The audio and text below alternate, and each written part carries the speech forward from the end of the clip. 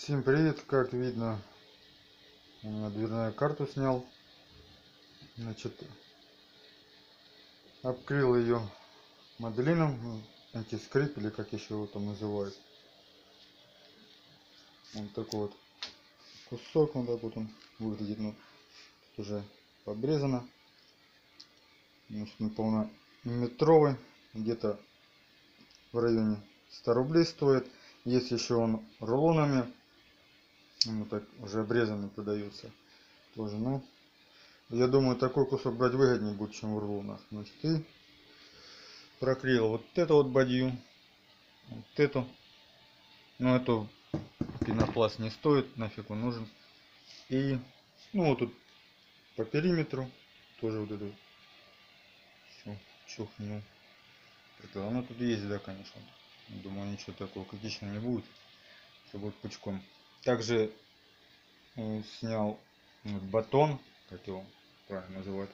Проклеил его тоже вот так вот по периметру. Вот.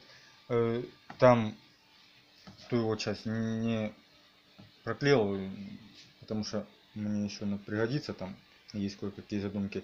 Не стал также клеить шумопоглощающим, как герметон или как его называют, потому что мне тоже еще нужна будет эта часть, что есть кое-какие задумки. Также вот эти вот места проклеил, вот одну забыл, вот они кричат, потому что они с металлом будут соприкасаться. И еще, наверное, будет уголок тот, который это закрывает зеркала, не зеркала, там где проводка к зеркалам идет, не знаю, надо не надо, посмотрим. Он вроде не стучит, не гремит, ничего. И что еще? Ну инструменты, вот ножик, потом мне не понравился ножницы. Вот такой обезжириватель есть, без прыскалки, просто и тряпочки вот такие вот. Они это порезал, потому что жирно. В любых суперстроительных супермаркетах продаются они там. Упаковка, я не знаю сколько она. Рублей 40 стоит, но я не знаю сколько они.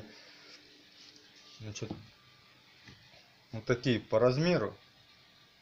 Она одна сложена в 4 штучки, короче. Ну, розетку разрежете, все также нормально. Обезжиривать ничего. Волокон как бы ворсисто, но волокон за собой ничего не оставляет. То есть не переживайте, что он что-то затутся. Ну, и все. В принципе, буду также помыл дверную карту, потому что там пыль, все было, грязь, вымыл, чистенько все. Сейчас пойду устанавливать, потом, наверное, сниму вторую и тоже помою, пока она высохнет, и тоже буду ее вклеивать.